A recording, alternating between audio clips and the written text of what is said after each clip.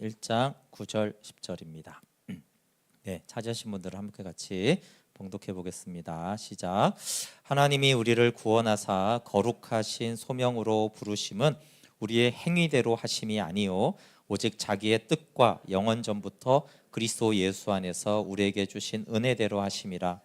이제는 우리 구주 그리스도 예수의 나타나심으로 말미암아 나타났으니 그는 사망을 패하시고 복음으로써 생명과 썩지 아니할 것을 드러내신지라. 내가 이 복음을 위하여 선포자와 사도와 교사로 세우심을 입었노라. 아멘. 11절까지 읽었네요. 네. 네, 오늘은 복음 생명 20번째로 구원, 죄사함과 영생이라는 제목으로 말씀을 전하고, 오늘은 다음 세대 예배이기 때문에 짧게 전하려고 합니다. 기쁜 소식이에요. 네, 그래서 복습을 스킵하고, 기독교의 구원은 오늘 말씀 이제 구약과 신약 가운데여서 처음에 했던 구원이 무엇인가를 좀 나누려고 하는데, 제가 지난주에 그 서울대하고 서강대에 종교학과가 있는데, 종교학과는 이제 기독교과가 아니라 그냥 정말 종교를 연구하는 그 교수가 이제 성혜영 교수가 서울대 교수인데, 고등 종교가 되려면 세 개가 있어야 된다고 하면서, 하나는 이제 지혜, 원래 종교가 굉장히 사람을 지혜롭게 하고, 또 하나는 이제 도덕성을 많이 추구하게 하고, 또 이제 종교적인 체험의 영역이 있는데, 현대 시대는 지혜는 이제 과학이나 이런 영역으로 학문으로 이제 떨어져 나가고, 이제 도덕도 이제 많이 세상으로 많이 가고, 지금은 이제 초월적 존재를 향한, 아니면 이제 종교 체험인 그 영역이 이제 좀 남아 있다. 근데 또 최근에는 이제 명상이나 이런 것들이 원래 이제 종교에서 하던 그런 영역들인데, 그것들이 이제 신앙을 대체하고 있다. 뭐 이런 얘기들을 하더라고요. 그래서 그 명상은 사실 유익한 것인데, 왜냐하면 지혜와 도덕과 뭐 종교 체험이 다 나쁜 건 아니지만, 그게 이제 신앙 생활은 아닙니다. 그러다 보니까 이제 오히려 과거에는 지혜도 종교고 도덕도 종교고 영적인 어떤 체험도 종교라고 생각했는데, 이제 현대로 이제 계속 오면서는 이제 종교적 체험이라는 것이 이제 종교다, 이런 현상이 많이 나타났습니다. 그리고 이제 종교의 구원은 이제 지혜와 도덕은 많이 떨어져 나가고, 인간의 실종과 상황과 고난과 압제로부터 건져내는 거다. 이렇게 점점 종교의 구원관이 생겼습니다. 좀 쉽게 말하면 그냥 문제 해결을 하고, 그렇죠? 내가 바라는 소원이 성취가 되어지고, 어떤 이해할 수 없는 종교적인 영적인 어떤 체험을 하는 것으로 그냥 이제 지금은 현대 종교라고 생각을 합니다. 그런데 우리 특히 이제 다음 세대일수록 이런 구원관이 많습니다. 그래서 이렇게 대화를 가끔 질문을 하거나 이렇게 하면은, 하나님이 왜 이렇게 기도에 응답을 안 해주세요? 제가 이렇게 고민이 있어서 했는데 이게 왜 해결이 안 돼요? 그러니까 이제 많은 경우 이제 우리 다음 세대들이 문제 해결과 소원 성취를 신앙이라고, 구원이라고 생각하는 경우가 많아요. 그래서 예수님이 나를 죄로부터, 아직 죽을 때가 안 됐다고 생각해서 그런지 모르지만, 나를 죽음에서 구원해 주셨다, 이런 감격보다는 갑자기 시험을 엄청 잘 보게 해주시거나, 그렇죠? 내가 사랑하는 그대를 하나님이 연결시켜 주시거나, 뭐 이런 그 소원 성취나 문제 해결을 해주면 하나님이 역시 살아계시다, 이렇게 하는 게 어쩌면 되게 당연하고요. 왜냐하면 이제 우리가 하나님을 아는 부분에서 그 영역이 필요하긴 한데, 너무나 당연하기도 하지만 복음을 알아야 되고, 구원은 영생을 얻는 것인데, 그거는 일반 종교에서 이렇게 구원 개념으로 추구하는 것이기 때문에 이해도 되지만, 우리 다음 세대가 특히 문제 해결과 소원 성취가 구원도 아니고 복음도 아니다. 그것은 하나님이 우리를 사랑하시니까 해주시는 한 방편이죠. 그러다 보니까 이제 종교가 이제 기독교 안으로 자꾸 들어오니까 기독교도 문제를 해결해주고 소원 성취해주고 종교적인 체험을 하게 해주는 곳인가 보다 이렇게 이제 인식이 되는데 더군다나 또 이제 WCC에서 1973년에 구원에 대해서 정의를 할 때 구원은 죄사함이 구원이 아니라 현존하는 고통과 압제로부터의 해방이 구원이다 이렇게 이제 정의를 했어요. 그러니까 이제 우리가 많이 이제 종종 이렇게 들을 수 있는데 물론 이제 저희 교회에서나 대부분은 아니지만 가끔 이렇게 보면 이제 정치적 자유가 구원이다 이렇게 외치는 사람도 있고 경제적인 자유를 줘야 된다, 정의로운 사회 구원을 구원이다 이렇게 하는 그런 사역자들과 목회자들도 그러니까 현세적인 구원을 얘기하는 것들이 많이 나타납니다. 근데 이게 이제 필요하기도 한데 이걸 복음의 상황화라고 하는 것인데 복음의 상황화는 복음 전도에는 많은 도움이 됩니다. 그렇지만 한 가지 위험은 본질을 이렇게 흐리게 하는 위험성이 항상 있습니다. 그렇지만 또 이런 세상 문제에 대해서 무관심하면 그것도 안 되잖아요, 그렇죠? 그래서 가치 사역을 복음을 중심에 둔 필요 사역이 굉장히 중요합니다. 그래서 문화 사역도 교육 사역도 병원도 이런 것들 문화에 대한 것들이 너무나 중요하긴 하지만 언제나 구원이 무엇인가에 대한 중심은 생명에 있어야 됩니다. 그래서 기독교의 구원은 예수 그리스도를 통해서 죄 사함을 받고 생명을 얻는 것입니다. 그럼 이제 고통과 압제로부터의 해방은 없느냐? 있죠. 대표적으로 어디에 있습니까? 이제 출애굽의 구원을 볼 때 원래 유월절 어린 양과 홍해를 건너는 것이 구원입니다. 근데 하나님은 그 앞에 10가지 재앙을 행하시잖아요, 그렇죠? 그게 사실은 문제를 해결해주고 그들이 해방을 너무나 원했기 때문에 그 소원을 들어주시는 거예요. 그런데 이것은 구원의 통로가 되죠, 그렇죠? 이 10가지 체험이 구원을 받는 통로 역할을 하고 그러면 구원받은 다음에는 그런 은혜가 없냐? 그런 은혜는 계속 있죠. 광야에서 만나와 메추라기를 주시잖아요, 그렇죠? 구름과 불기둥으로 돌보시잖아요. 그 뭐 만나는 구원과 영생은 아닌 것입니다. 그럼에도 불구하고 이제 구원받은 다음에 하나님이 구원받은 백성들을 돌보아 주시는 은혜예요. 그렇지만 만나가 구원이다, 구름 기둥이 구원이다, 그건 아니죠, 그렇죠? 유월절 어린 양의 피로 죄 사함을 받고 홍해를 건너 세례를 받고 하나님 나라에 들어가는 이것이 그 구원인데 이 구원을 위해서 하나님이 다른 은혜의 통로들을 사용하고 있다라는 것을 알 수 있습니다. 그래서 기독교의 구원은 또 죄로부터의 출애굽만이 구원이 아니라 가나안 땅에 들어가는 것이 구원이기 때문에 출애굽은 죄로부터의 구원을 말하면 가나안을 준다라는 것은 하나님과의 관계 회복을 말합니다. 그래서 새 언약을 언약 백성이 되어서 하나님의 언약 백성으로 살아가는 것을 말합니다. 네, 그래서 구원의 의미를 보면은 여기가 누가복음 똑같이 18장이잖아요, 그렇죠? 똑같이 누가복음 18장에서 이렇게 쭉 얘기를 하는데 여기서 예수님이 하시는 말씀을 보면 영생, 구원, 하나님의 나라를 동일한 의미로 사용해요. 그래서 어떤 관리가 묻되 내가 무엇을 해야 영생을 얻겠습니까? 라고 물었어요. 그런데 예수님이 뭐라고 대답합니까? 재물이 있는 자는 하나님 나라에 들어가기가 어렵다 이렇게 말해요. 그러니까 예수님의 영생과 하나님의 나라를 같은 의미로 사용하고 있습니다. 그러면 이제 듣는 자들이 이럴 때 그런 누가 구원을 얻을 수 있습니까? 이렇게 했기 때문에 여기서 이 영생과 하나님의 나라와 구원은 같은 의미로 이렇게 사용을 하고 있다는 걸 알 수 있어요. 그래서 구원이 뭐냐 그러면 영생이죠. 그리고 영생을 다른 말로 하나님의 나라다 이렇게 표현하고 있어요. 그래서 하나님의 나라와 영생은 같은 개념이기도 하고 약간은 다른데요. 어떻게 다르냐 하면은 하나님의 나라는 생명의 교제로 실현이 됩니다.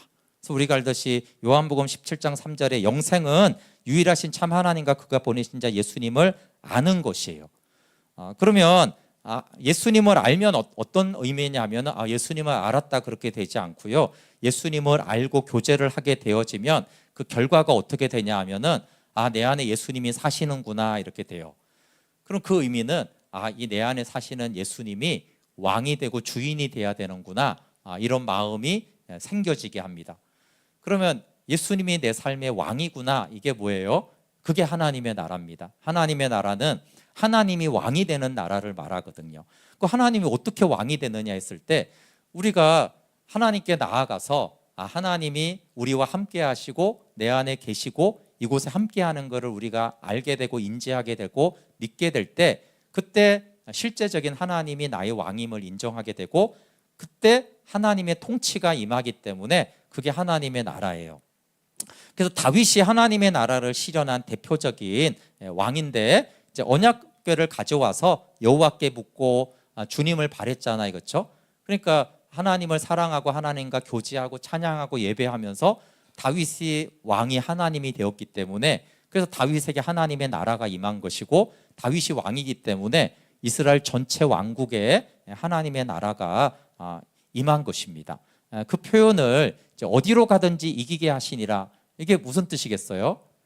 다윗이 이겼다라는 표현으로 나오지만 이미 하나님이 왕이니까 그렇죠. 하나님이 왕인 나라니까 당연히 어디로 가든지 이기게 돼 있죠. 그게 이제 하나님의 나라의 실현이고 확장을 표현하는. 그래서 다윗 시대 때 하나님의 나라가 그렇게 이루어집니다. 그래서 죄 사함을 받으면 우리는 영생을 얻고 영생을 얻었기 때문에 하나님과 교제할 수 있고 하나님과 교제하면 하나님의 나라가 실현이 되어집니다. 그래서 영생과 하나님의 나라는 동일한 의미이기도 하지만 생명의 교제를 할 때 하나님의 나라가 실제가 되기 때문에 좀 차이점도 있습니다. 그래서 성경의 중심 주제는 복음을 통해 생명을 얻는 것입니다. 그래서 예수님이 이건 자주 했던 복습인데 네, 그 전에 예수님이 너희가 성경을 알거니와 이 성경은 내게 대하여 증언하고 목적은 영생을 얻는 것이다 이렇게 했는데 늘 우리가 바리새인과 서기관들처럼 되면 안 됩니다. 이들은 성경은 연구했지만 영생을 얻기 위해서 예수님께 나오지 않았어요. 우리 다음 세대들 잘 들어보세요. 우리 다음 세대들이 아브라함이 뭐 했고 요셉이 뭐 했고 모세와 다윗이 뭐 했는지 너무 잘 알죠. 근데 예수님이 뭐 했는지를 알아야 돼요. 요셉을 통해서 예수님이 뭘 했는지, 아브라함을 통해서 하나님은 뭐라고 하시는지, 모세를 통해서 하나님은 우리를 어떻게 사랑하는지 이렇게 구약 성경을 알아야 돼요. 근데 많은 경우에 이제 우리 다음 세대가 스토리 중심으로 되다 보니까 요셉은 너무 잘 알아. 근데 도대체 요셉을 통해서 하나님이 나에게 뭐라고 말하는 거야를 아니면 요셉을 통해서 예수님이 누군지를 잘 모르는 경우가 우리가 다 있는데 그렇게 성경을 알게 되면 우리도 모르게 바리새적 신앙이 자꾸 됩니다. 그래서 구약 성경을 통해서 우리가 사도행전 묵상할 때도 베드로를 잘 알고 바울을 잘 아는 게 중요한 게 아니라 우리가 거기서 하나님의 사랑과 하나님을 알고 싶은 것이죠. 아까 말한 그 성혜영 교수가 자기를 유실론자라고 밝혀요. 자기는 어떤 종교도 없고 그러나 유실론자다. 신은 확실히 있다. 이렇게 자기를 말하는데 그렇지만 이제 그 기독교에 대해서 자꾸 물을 때 어쨌든 성혜영 교수가 종교는 유용하다 이런 쪽으로, 그러니까 종교를 옹호하긴 하지만 종교는 도움이 됩니다 이런 쪽으로 자꾸 설명을 해서 아니 자기는 안 믿더라도 기독교는 영생을 증거합니다 이렇게 말을 해주면 알아듣든 못 알아듣든 얼마나 좋겠어요, 그렇죠? 근데 자꾸 뭐 종교는 유용하고 도움이 되고 이렇게 이제 진리인지는 모르겠지만 어쨌든 인생에게 도움이 됩니다 이런 쪽으로 하는 것들이 좀 아쉬워요. 그러다 보니까 이 성혜영 교수도 도움은 많이 되는데 그걸 다 인정해요. 지금은 그 종교가 줬던 도움을 이제 과학이나 도덕이나 콘서트나 스포츠가 그걸 제공하고 있습니다. 이렇게 이제 얘기가 되는 거예요. 그러니까 영생과 진리와 하나님의 나라가 아닌 거는 이 시대의 문화가 대표가 돼요. 그래서 그 사회주 중에 한 명이 뭐 그런 카타르시스와 그런 하나된 거는 우리 어머니가 임영웅 콘서트 가서도 느끼는데요. 그러니까 맞다고. 콘서트에서도 요즘엔 그렇게 느끼고 스포츠에서도 그런 걸 느낄 수 있다. 그래서 이제 굉장히 이제 종교와 그런 걸 일치시키는 부분에 대해서 하나로는 이분은 사실은 종교를 옹호하려고 그렇게 말을 하는 거예요. 종교가 이런저런 많은 인간에게 유익을 준다. 그렇게 말하기는 하지만 정말 이제 생명과 하나님의 나라에 대해서는 이제 말하지 않는 부분들이 지식적이라도 말을 해주지. 제가 이제 끝까지 인터뷰를 보면서 그런 생각을 했는데 신약 성경에도 예수님이 이렇게 말을 했죠. 하늘에서 내려온 자 곧 인자 외에는 하늘에 올라간 자가 없는데 모세가 광야에서 뱀을 든 것은 그러니까 인자도 들리는 건 예수님의 십자가와 부활, 승천을 말하는데 근데 목적은 그를 믿는 자마다 영생을 얻는 거예요. 그렇죠? 그래서 복음을 믿어서 영생을 얻는다고 했고 오늘 본문에도 바울이 복음을 통해서 생명과 썩지 않는 것, 그러니까 영생을 드러내려 하심이다라고 했어요. 그래서 기독교는 다른 유익을 주는 건 사실이죠. 교회 나오면 뭐 동질감도 느끼고 소속감도 느끼고 찬양하다 보면 카타르시스도 느끼고 근데 그런 것들은 사실은 이미 다른 곳에서도 느낄 수 있는 것이지만 오직 복음을 통해서만 주어지는 것은 하나님의 생명이 내 안에 있고 하나님의 통치와 나라를 누리게 됩니다. 근데 만약에 이 영생을 모르면 어떤 현상이 일어나냐 하면은 우리도 모르게 교회를 박해하게 되어집니다. 그래서 요한복음 16장 2절 3절에 사람들이 너희를 출교할 뿐 아니라 때가 이르면 물은 너희를 죽이는 자가 생각하기를 이것이 하나님을 섬기는 일이라 하리라. 왜 그러냐면 그들이 이런 일을 하는 것은 아버지와 나를 알지 못함이다. 이렇게 말을 했어요. 네, 자꾸 미리 제가 넘기는군요. 네. 제자들을 죽이는 이유가 뭐냐 하면은 하나님을 섬기기 위해서예요. 그 대표적인 인물이 사도 바울이었어요. 그렇죠? 바울이 하나님을 섬기기 위해서 교회를 많이 핍박했는데 나중에 뭐라고 그래요? 내가 알지 못해서 그랬다고 그래요. 거기서 뭘 알지 못했다는 거예요? 자기가 영생을 알지를 못했어요. 근데 영생을 알지 못하니까 하나님을 위한 열심으로 교회를 박해하고 성도들을 내가 괴롭혔다 이렇게 얘기를 합니다. 그런데 이거는 그 사도 바울에게만 있거나 굉장히 일부의 얘기가 아닙니다. 예수님을 못 박은 자들도 누구예요? 성경은 잘 알고 하나님은 섬기는데 하나님의 나라와 영생은 모르는 자들이 예수님을 십자가에 못 박아 죽였잖아요.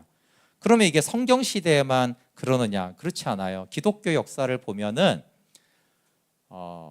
암흑기가 중세가 거의 암흑기가 거의 1000년에 해당하잖아요. 그렇죠? 그 대부분의 1000년 이상이죠, 사실은. 종교개혁 이후까지 포함을 해서 이 박해의 역사는 굉장히 많습니다. 오히려 정말 바르게 생명으로 신앙생활하는 시대보다 그 사람들보다 생명으로 신앙생활을 하는 사람을 박해한 게 훨씬 기간도 오래되고 분량도 퍼센테이지도 너무나 많습니다. 그래서 생명 있는 자들을 박해하는 건 일부에서 일어나는 일이지 그렇지 않아요. 역사적으로는 그게 다수가 그렇게 성경에도 다수로 나오고 기독교 역사에도 다수가 사실은 종교성으로 생명 있는 자들을 박했습니다. 여기 이제 사도 바울이 이렇게 나왔지만 이 사람이 이제 잔 후스인데 이게 이제 루터 100년 전에 나온 순교자입니다. 잔느 기용도 우리는 굉장히 존경하지만 잔느 기용도 프랑스에서 감옥에 7년 정도 이렇게 갇히는데 다 신앙생활을 제대로 했기 때문에 다 박해를 받았어요. 그 외에도 위클리프나 몰리노스나 수많은 사람들이 오히려 이제 기독교라고 불리는 그 당시는 카톨릭이지만 거기에서 박해를 받았습니다. 그래서 영생을 모르면은 원하든 원치 않든 생명의 교회를 또 성도들을 박해하게 돼 있어요. 그 대표적인 경우가 율법주의지만 그 율법주의는 지난번에 제가 말한 대로 그런 바른 신학을 하는 사람들, 바르게 성경을 가르치는 사람들이 굉장히 교만한 경우가 많습니다. 그리고 정말 도덕적이고 거룩하고 너무나 검소하고 바르게 사는 사람들이 교만해서 사람들을 판단하고 괴롭히는 경우가 많아요. 또 그리고 많은 은사를 가지고 선교나 목회나 봉사를 너무나 잘하는 그런 사람들이 교회를 괴롭히는 경우가 굉장히 많습니다. 왜냐하면 그게 우상이 되고 교만해져서 자기 주장이 강해지고 그러니까 이제 판단하고 분리하고 관철시키려고 합니다. 그러다 보면 이제 사랑이 없는 그런 모습으로 한쪽은 그렇게 나타나고 한쪽은 세상 정신은 자유와 사랑이라는 이름으로 들어옵니다. 그렇죠? 아이 또 사랑하는데 뭘 그렇게 따져 이러면서 세상의 가치관이나 돈이나 명예나 권력이나 이런 거를 또 이제 은근히 가지고 오는 크게는 이 두 가지로 오히려 생명과 반대로 되는데 제일 무서운 건 뭐라고요? 이게 하나님을 섬기는 일이라고 철저하게 믿기 때문에 헤어나오지를 못하는 거예요. 네, 그게 가장 위험하죠. 자기가 그러고 있는지를 모르고 있는 게 가장 위험합니다. 그래서 아들을 믿는 것은 아들과의 연합을 말합니다. 여러분, 아들을 믿는 것은 예수 그리스도와 그의 메시아적 행위, 십자가와 장사와 부활을 믿는데 이거는 여러 번 말했지만 되게 중요합니다. 믿다라고 했을 때 헬라어로 피스티오 에이스라는 헬라어를 쓰는데 believe into입니다. 늘 이 into가 사용이 될 필요가 없어요. 근데 요한복음에는 믿다라고 나올 때마다 계속 into라는 전치사를 의도적으로 사용합니다. 왜 그러냐면은 무엇을 믿다 이렇게 우리가 하게 되면 무엇을 믿다 이거는 뭐냐면 우리가 누군가를 신뢰한다 이런 뜻이에요. 누군가를 의지한다 이런 뜻이거든요. 근데 그렇게 알면 안 된다는 거예요. 그러니까 요한복음은 예수님을 믿다라는 거는 예수님을 신뢰한다 이런 뜻이 아니라 예수님 안으로 들어간다 이런 뜻이에요. 예수님을 믿는 거는 예수님 안으로 들어가는 것이다 이런 뜻이에요. 그래서 예수님을 신뢰한다 보다도 예수님 안으로 들어가는 것이 믿는다라는 뜻이에요. 그러니까 안으로 들어가는 거니까 연합을 말해요. 그래서 믿는 것은 연합을 말합니다. 그래서 아들을 믿는 것은 아들 안으로 들어가는 거예요. 그러니까 아들 안으로 들어가니까 어떻게 돼요? 예수님이 죽을 때 그 안에 있던 나도 죽고 예수님이 부활할 때 그 안에 있던 나도 부활하는 것을, 그래서 예수님을 믿는 것은 예수님 안으로 들어가는 사건이고, 그렇기 때문에 이제 너희가 내 안에 내가 너희 안에라는 표현이 자주 나와요. 그래서 믿는다라는 거하고 똑같은 표현이 뭐냐면 영접한다라는 뜻이에요. 그렇죠? 영접하는 자 곧 그 이름을 믿는 자. 그러니까 영접과 믿음은 같은 뜻이죠. 그래서 믿는다가 예수님 안으로 들어가는 것인데, 또 하나 네, 여기 숙선 선생님 여기서 나는 소리입니다. 얘가 설교를 하고 있어요. 네, 그래서 믿는 거는 영접하는 거예요. 그러니까 믿는 거는 하나는 내가 예수님 안으로 들어가는 것이고, 하나는 뭐예요? 예수님이 영접해서 내 안에 들어오는 게 믿는다라는 거예요. 그러니까 이제 예수님을 믿는다라는 것은 영접함으로 내 안에 예수님이 들어오는 것입니다. 그래서 우리 같이 한번 요한복음 1장 12, 13절 읽어볼게요. 시작. 영접하는 자 곧 그 이름을 믿는 자들에게는 하나님의 자녀가 되는 권세를 주셨으니 이는 혈통으로나 육정으로나 사람의 뜻으로 나지 않고 오직 하나님께로부터 난 자들이니라. 그런데 예수님을 믿을 때, 그러니까 예수님을 내 안으로 영접할 때 그걸 또 다르게 뭐라고 말해요? 그때 하나님으로부터 태어난 자들이 되는 거예요. 그때 하나님으로부터 태어난다. 다시 태어난다는 걸 거듭났다 이렇게 말하는 것이죠. 네, 그래서 믿는다는 것은 예수님이 내 안에 들어오는 것이고, 또 하나 중요한 것이 요한복음 14장 3절인데 가서 너희를 위해 거처를 잡은 내가 다시 와서 너희를 내 안으로 영접하여, 이게 믿는다라는 뜻이죠. 그래서 믿는 게 영접인데 또 하나가 예수님이 우리를 영접합니다. 그러면 이제 중요한 건 뭐냐면 영접했기 때문에 예수님이 있는 곳에 나도 있게 되어집니다.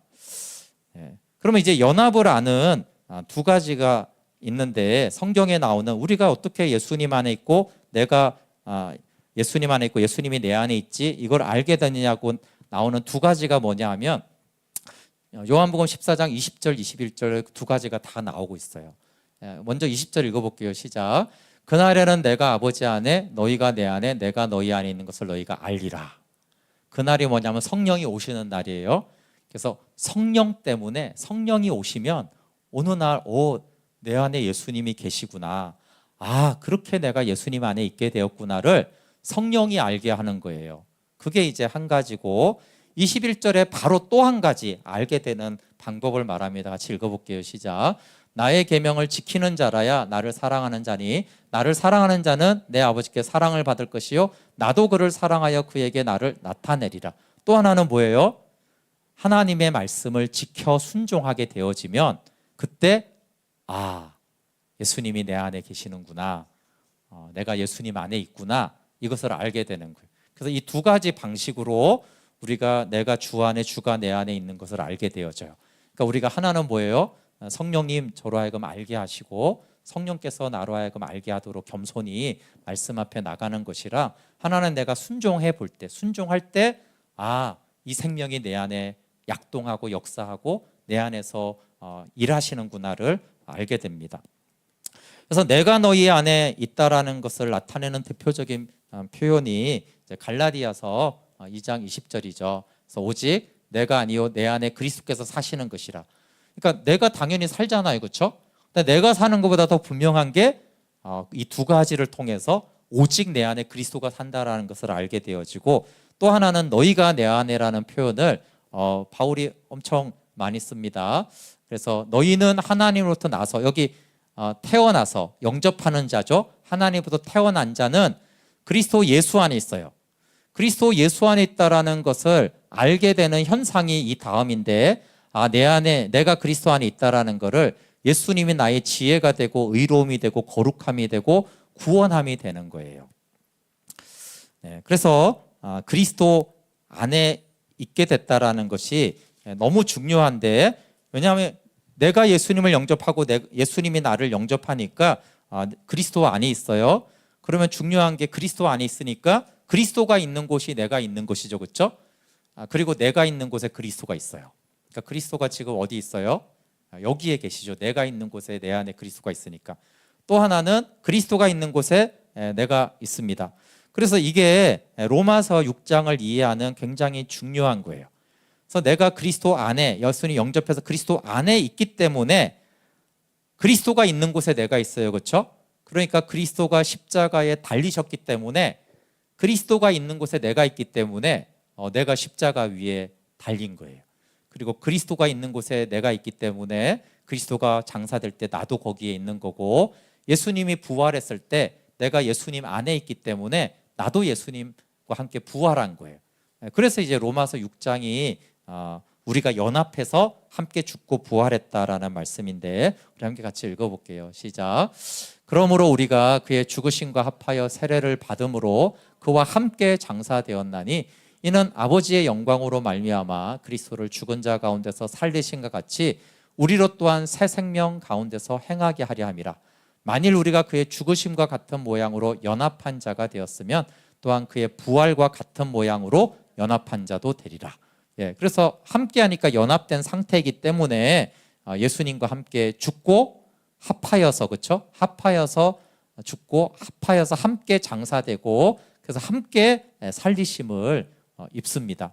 그래서 우리가 믿을 때 예수님이 내 안에 거하고 예수님이 나를 영접해서 내가 예수님 안에 거하기 때문에 예수님의 죽음과 장사됨과 부활이 나의 사건이 되는 것입니다. 네, 예수님이 있는 곳이면 어디든지 나와 함께 있게 되었다라는 것은 설교는 마무리하지만 굉장히 넓은 부분이에요. 그러니까 당연히 십자가와 장사됨과 부활만 함께 있는 게 아니죠, 그렇죠? 예수님은 어디 계세요? 예수님 아버지, 하나님 아버지 품속에 있어요, 그렇죠? 그럼 예수님이 있는 곳에 내가 있으니까 그 안에서 그러면 나도 예수님 품속에 있게 되는구나. 예수님은 만물이 하나님 보좌 우편에 계시잖아요, 그렇죠? 그러니까 에베소서 2장 6절에는 우리도 그리스도 안에서 하나님 보좌 우편에 앉아 계셨느니라, 이렇게 말씀하세요. 그리고 예수님이 교회 가운데 함께 하기 때문에 나도 그곳에 있구나. 예수님이 삼위 하나님의 영광의 교제 가운데 있기 때문에 나도 거기에 있구나. 근데 그것을 자꾸 알게 하고 누리게 하는 것이 뭐냐 하면 이제 복음이에요, 그렇죠? 그래서 복음을 통해서 계속해서 우리는 내가 있는 곳에 예수님이 있고 예수님이 있는 곳에 내가 있구나라는 것들을 자꾸만 복음은 알게 해주세요.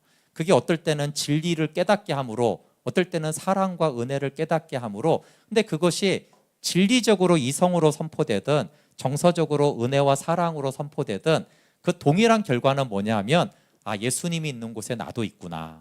그리고 내가 있는 곳에 예수님이 찾아오셔서 나와 함께 하시는구나. 아까 찬양처럼 하나님 없는, 우리 없는 그 하늘을 원치 않아서 우리를 찾아 이 땅에 오셨구나. 그래서 나와 함께 하시는구나. 어느 정도로 함께하여? 예수님이 십자가에서 죄가 되실지라도 나와 함께 하기를 더 기뻐하셨구나.